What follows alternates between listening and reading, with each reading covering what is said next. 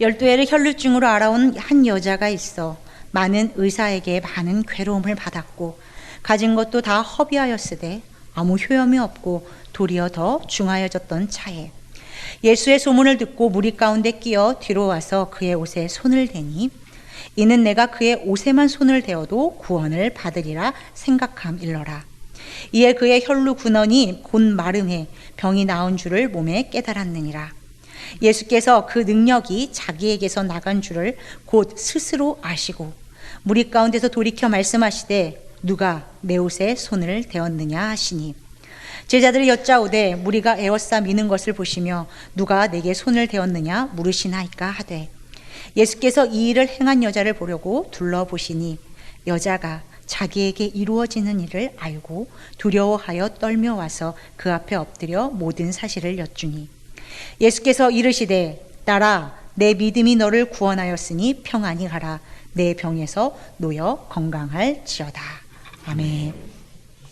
오늘 여러분과 이렇게 간절하게 주의 보혈을 찬양하고 기도하니까 이미 하나님께서 여러분에게 부어주실 은혜는 다 부어주셨다는 마음이 있습니다.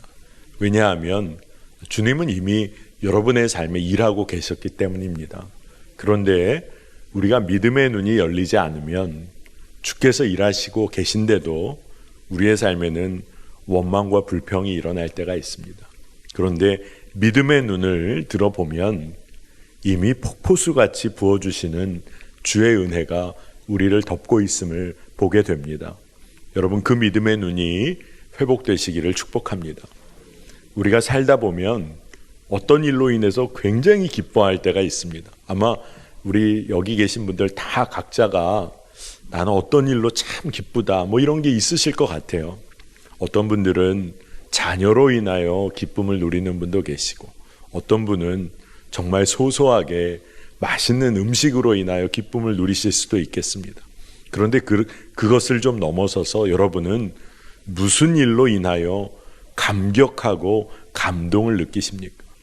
어떤 것으로 인하여 여러분 눈물을 흘리고 또 누구로 인하여 여러분 삶의 충만함을 느끼십니까? 우리가 살아보니까 손에 움켜진 것 같아서 이제는 뭔가를 붙잡은 것 같아서 너무나 기뻐하다가도 그것이 조금만 시간이 지나도 이게 굉장히 쓸모없는 것을 내가 붙잡고 살았구나. 그런 것을 수없이 경험하며 살아갑니다. 여러분, 과연 무엇이 우리 그리스도인의 삶을 충만하게 하고 온전하게 만들 수 있을까요? 우리가 이곳에 모인 우리 성령 집회에 모인 여러분들 아마 다 알고 있습니다. 하나님과 함께하는 삶이면, 그리고 그리스도와 동행하며 누리는 그 삶이면 내 삶은 충만해진다. 주님과 동행하며 주와 함께하는 기쁨, 주님의 고난에 동참하는 삶, 성령님께 정말로 순종하며 성령님의 인도하심에 이끌리는 삶이면 내 삶이 충만하다. 이것을 우리가 압니다. 이것을 알아요. 그리고 그렇게 살기를 갈망합니다. 그런데 이런 대답을 우리가 알고는 있는데, 우리가 머리로는 알고 있는데 왜 그렇게 우리 삶에서 기쁨이 세상에 빼앗겨 버리고 감격은 사라져 버리고 소망 잃어버린 채로 살 때가 많은지 모르겠습니다. 오늘 우리가 이 밤에 정말 우리의 믿음이 회복되기를 원하고 믿음대로 사는 인생 되기를 원합니다. 주님께서 우리의 삶을 이끌어 가시니 우리가 주님께 완전히 맡겨드리면 그러면 우리의 삶은 주님이 책임져 주시는데 그 믿음의 능력을 잃어버리고 살 때가 너무나 많다는 겁니다. 하나님께서 우리 삶에 무슨 계획을 갖고 계실지, 나의 삶의 한 복판에서 하나님은 무엇을 원하고 계신지 우리가 늘 조용히 주님께 묻고 주님을 경험해야 할 줄로 믿습니다. 여러분, 오늘 금요일 하루를 보내시면서 여러분의 마음속을 온통 사로잡았던 게 뭔가 한번 떠올려 보세요. 내 마음을 쥐었다 폈다 하고 자꾸 신경이 쓰이고 자꾸만 생각이 그쪽으로 가고. 그런데 여러분, 오늘 하루 동안 하나님을 주목하고 하나님이 내 삶을 이끄신다는 것을 믿고 작은 순간에도 하나님의 뜻대로 한번 반응해 보려고 했던가? 내가 오늘 누렸던 기쁨 중에 하나님께 순종했기 때문에 내가 너무나 기뻤다. 이게 내 삶에 오늘 있었나? 이것을 점검해 봐야겠다는 겁니다. 여러분, 하나님의 뜻대로 순종하면 사실은 그 결과가 좋든 나쁘든, 기쁨으로 다가오든 슬픔과 고난으로 다가오든 내 마음이 흔들리지 않을 수 있는 것은 하나님이 나를 사랑하신다는 것이 너무나 분명해지기 때문에 그런 것입니다. 하나님이 우리를 사랑하신다. 이게 너무나 분명해지면 그러면 믿음은 자라납니다.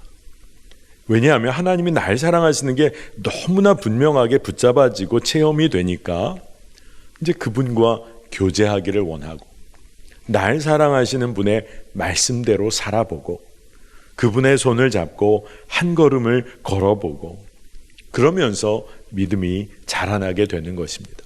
오늘 이곳에 모이신 여러분들이 정말 내가 믿음 안에 거하기를 원한다. 내가 믿음 안에 자라나기를 원한다.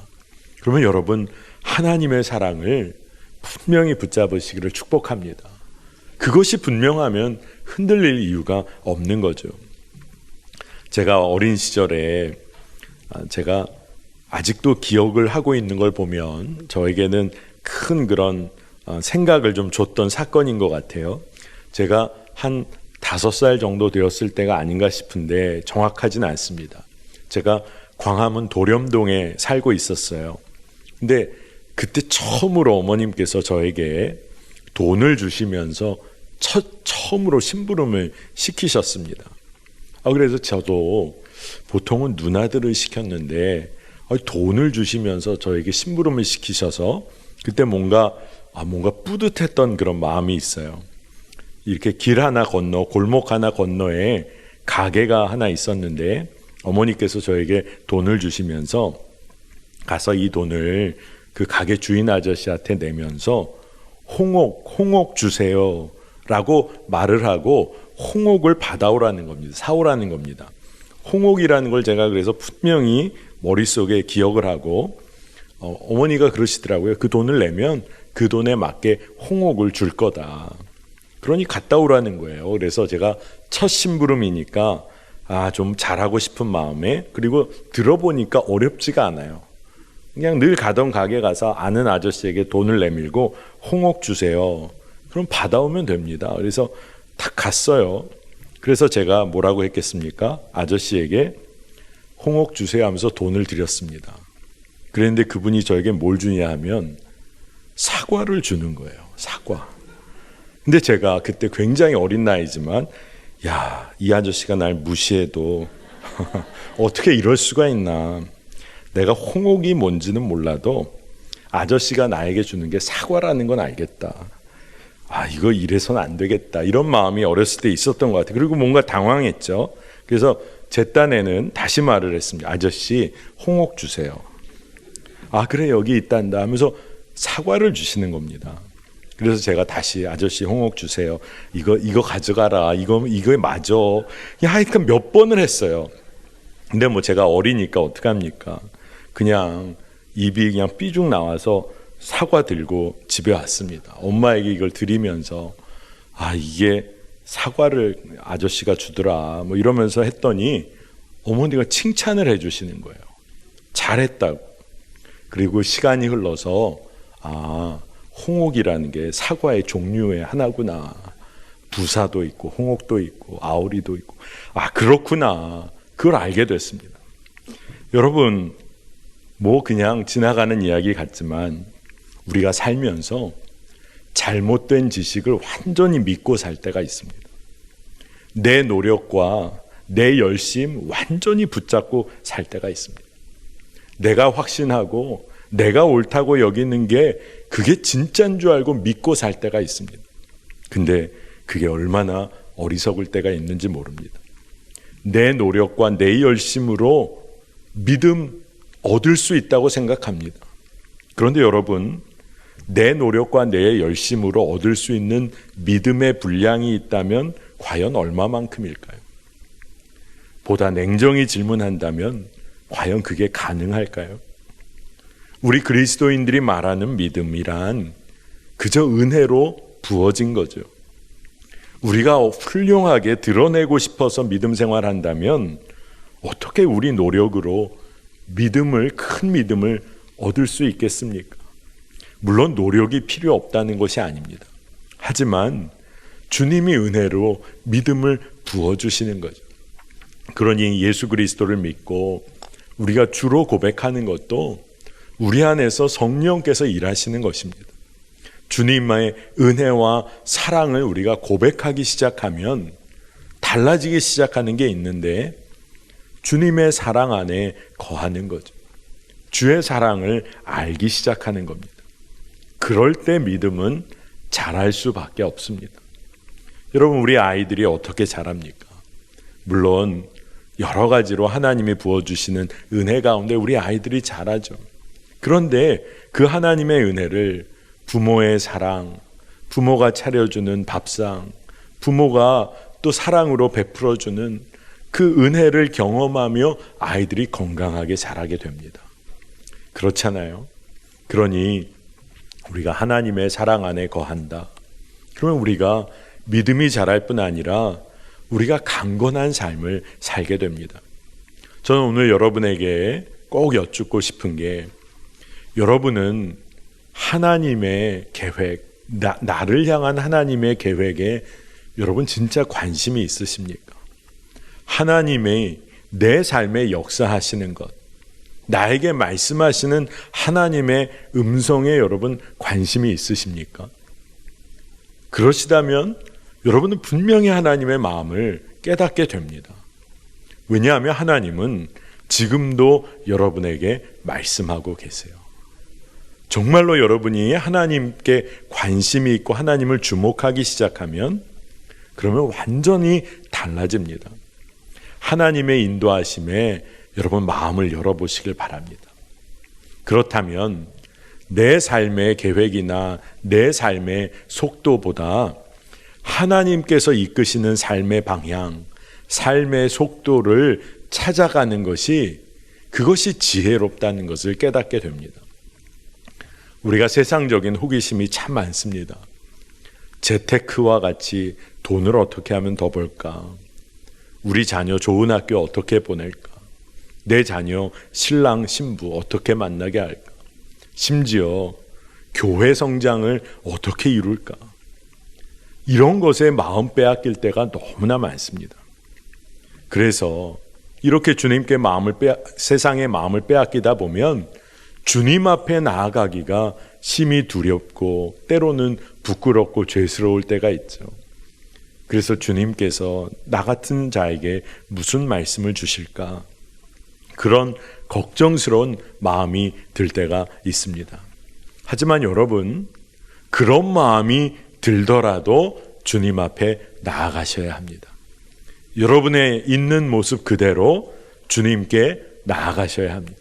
그리고 너무나 중요한 것이, 참 우리가 부족하고 서툴고 연약하지만 하나님의 말씀에 조금이라도 반응하려고 하는 거, 이게 여러분의 삶을 확 열어줍니다. 여러분, 하나님의 말씀에 반응하려고 하면 우리는 하나님의 생명을 누리며 살게 되고 주님과의 관계가 깊어지게 됩니다. 여러분, 하나님의 말씀에 깊이 반응하는 삶 살게 되시기를 축복합니다. 하나님의 뜻에 여러분이 자꾸 귀를 기울이려고 해요. 하나님의 뜻에 여러분이 호기심을 갖고 자꾸 하나님의 말씀에 관심을 가져요. 그러면 여러분의 삶은 하나님의 역사 가운데 믿음의 뿌리를 깊게 내리게 됩니다. 그리고 웬만한 세상의 비바람에 흔들리지 않게 되고, 그리고 믿음에 깊이 뿌리를 내리면 열매는 주님께서 맺게 하십니다. 그 모든 과정 가운데 이미 하나님이 우리와 함께하고 계셨구나. 이걸 깨닫게 되는 것이죠. 내 옆에 늘 계셨구나. 이것을 보게 되는 겁니다.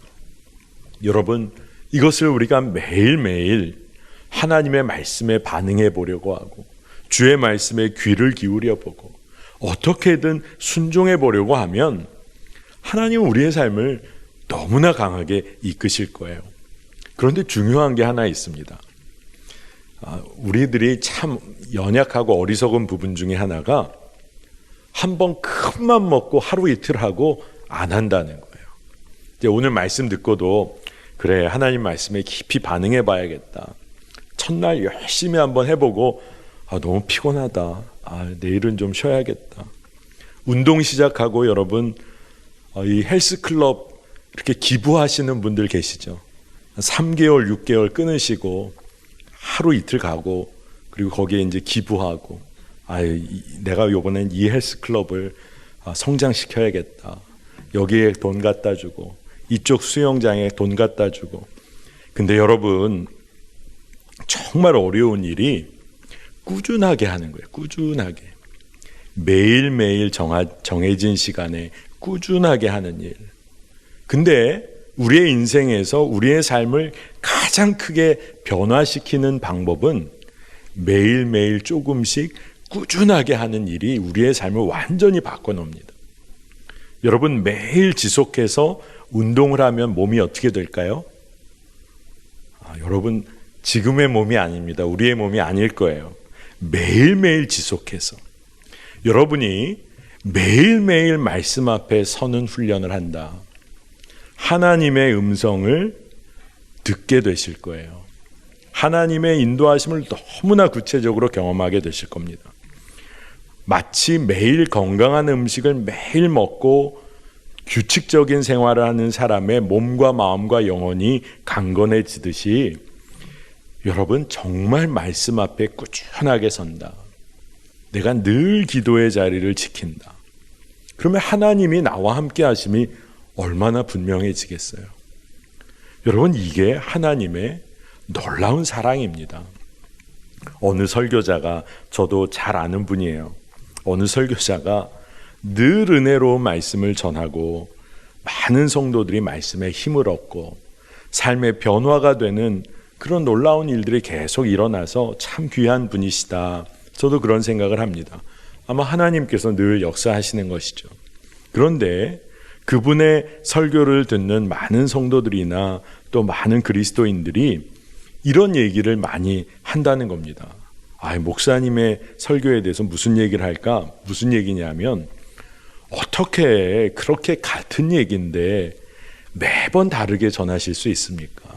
듣다 보면 결론은 다 똑같은데 어떻게 매번 다르게 전하시나요? 여러분, 이게 무슨 말일까요? 저도 이 얘기가 뭘까? 여러분, 복음의 핵심 메시지는 너무나 똑같은 거죠. 분명한 거죠. 십자가 사랑이죠. 하나님이 우리와 함께 하신다는 거죠.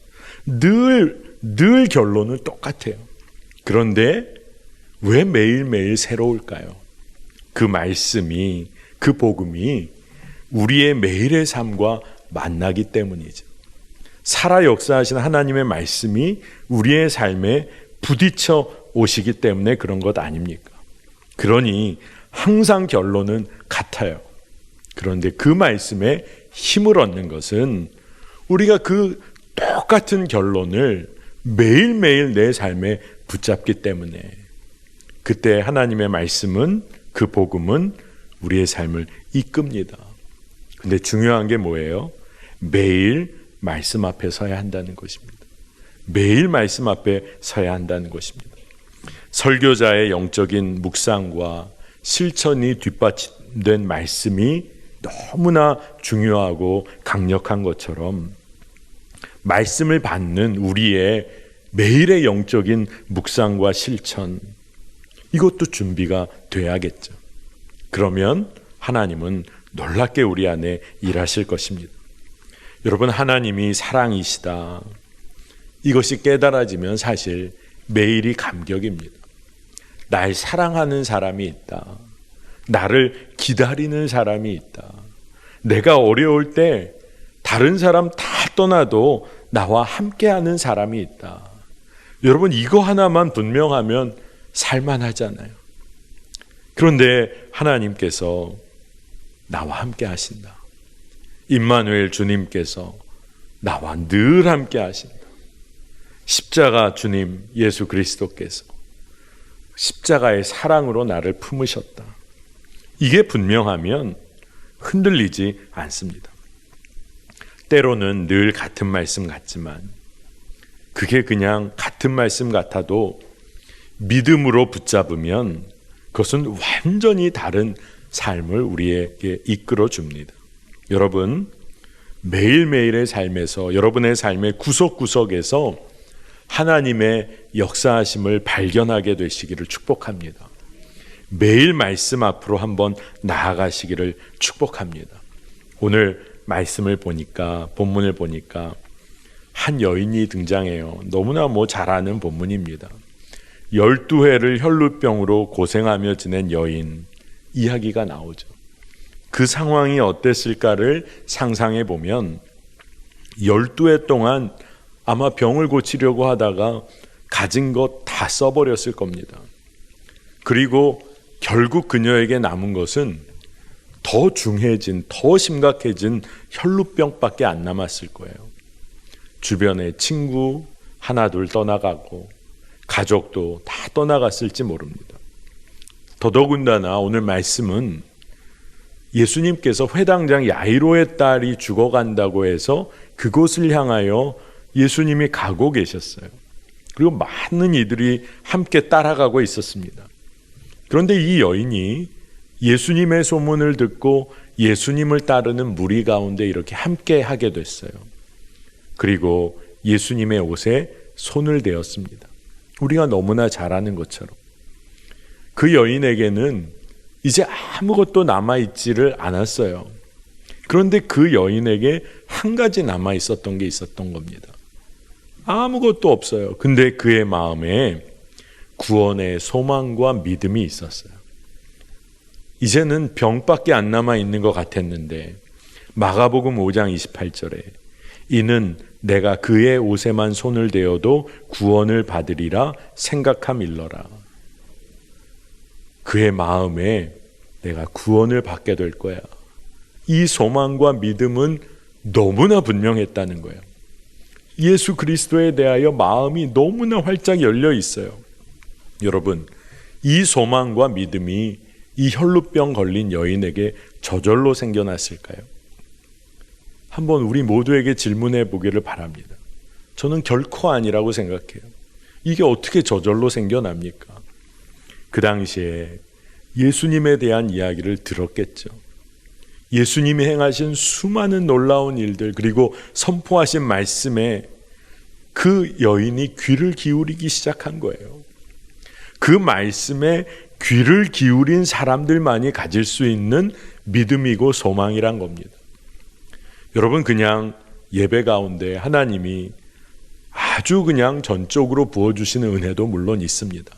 하지만 하나님의 말씀에 마음을 열고 귀를 기울이고 주의 뜻대로 살기를 갈망하고 그러면서 주 앞으로 나아가기 시작하면 하나님은 분명히 역사를 하시는 거죠. 이 여인이 끊임없이 예수님께 관심하지 않았다면 어떻게 예수님에 대하여 계속 듣고 믿음이 생겼겠어요? 그러니 혈루병으로 고통받던 여인이 주님께 귀를 기울였었다는 거예요. 27절에 예수의 소문을 듣고 아주 짧게 기록이 되어 있지만 그의 마음이 열리기 시작한 겁니다. 예수님께 관심하기 시작했고 그분을 향한 믿음을 키워갔고 결국은 예수님께 나아가기까지 했다는 거예요. 자, 오늘 여러분 성령 집회 너무 잘 나오신 거예요. 집에서도 기도하면 되지. 누가 안 된다고 했습니까? 그런데 나와 기도하는 것은 그 마음이 달라요. 주의 은혜의 보좌 앞에 더 나아가기를 갈망하는 이 마음이 다릅니다. 심지어 이 여인이 구원에 대한 소망과 믿음이 생기니까 예수님의 옷에 손을 대기까지 합니다. 왜냐하면 낫게 될 거라고 믿음이 있는 거예요. 그리고 말씀은 혈루 근원이 곧 말라 병이 나았다. 예수님 앞에 나아가려고 마음을 내놓고 간절히 나아가고 직접 그곳까지 가서 옷에 손을 대기까지 한 그 여인의 믿음을 주님은 그 믿음에 반응해 주신 거예요. 그런데 말씀에는 진짜 좀 의외의 예수님의 반응이 나옵니다. 제가 여러분에게 한두 차례 말씀을 드린 것 같아요. 예수님이 좀 너무 까칠하신 것 같아요.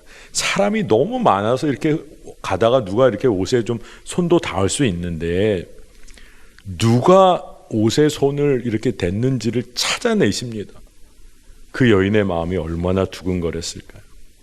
늘 부정하고 정결하지 못한 여인으로 늘 차별받던 이 여인이 예수님의 옷에 손을 댄 이후에 예수님이 누가 옷에 손댔냐고 찾아내기 시작하시는데, 그런데 예수님이 그렇게까지 하셔서 그 여인을 찾아내신 다음에 말씀하시는 것은 5장 34절에 딸아 내 믿음이 너를 구원하였으니 평안히 가라.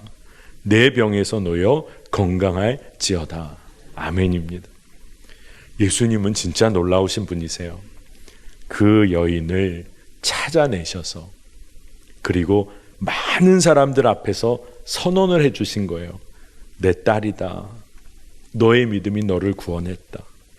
육체적 질병뿐만 아니라 많은 사람들 앞에서 그 여인의 차별받고 상처받았던 그 영혼까지 짓눌렸던 그 여인의 상처를 주님께서 사랑으로 감싸주셨어요. 이 말씀은 진짜 놀라운 말씀입니다. 울고 있는 아이 엄마가 꼭 안아주듯이 이 상처받은 여인을 예수님이 그 품에 꼭 안아주고 계시는 것 같은 느낌이 드는 말씀이에요. 12해 동안이나 고통받았던 여인, 근데 주님의 사랑으로 온전케 하셨어요. 늘 불안해하고 사람들의 눈길이 너무나 견디기 어렵고, 근데 그 여인에게 주님은 평안을 선포해 주셨어요. 그리고 그 여인이 예수님에 대해 듣기를 원하고 만나기를 원하고 예수님의 옷이라도 만지기를 원하는 그 갈망에 대하여 예수님은 너무나 정확하게 응답해 주신 거예요. 자, 여러분에게 예수님께 나아가기를 원하는 마음이 있으십니까? 매일매일 예수님을 주목하십니까? 예수님의 말씀대로 순종하면 주님은 일하신다는 믿음이 있으십니까? 오늘 이 여인이 그대로 예수님 앞에 이 믿음 가지고 나갔을 때 주님은 예수 그리스도께서 사랑이심을 드러내 주셨어요. 우리의 삶에도 동일합니다. 오늘 우리가 주 앞으로 나아갈 때 주님은 우리에게 역사하실 거예요. 상상을 해봅니다. 정말 이렇게 치유받은 이 여인이 이 사건이 그냥 한 번의 사건으로 그 여인의 삶에서 잊혀져 버렸을까요? 아닙니다. 얼마나 놀라운 사건인데요. 나의 그 12년 동안의 상처와 아픔을 주님이 감싸주셨는데 그 여인의 믿음은 이제 흔들릴 이유가 없는 거죠. 예수님이 사랑이시라는 게 너무나 분명했으니까 내가 고통에 처하든 기쁨에 처하든 어떤 형편에 처할지라도 이제 그 여인에게는 예수님은 구원의 주님이세요.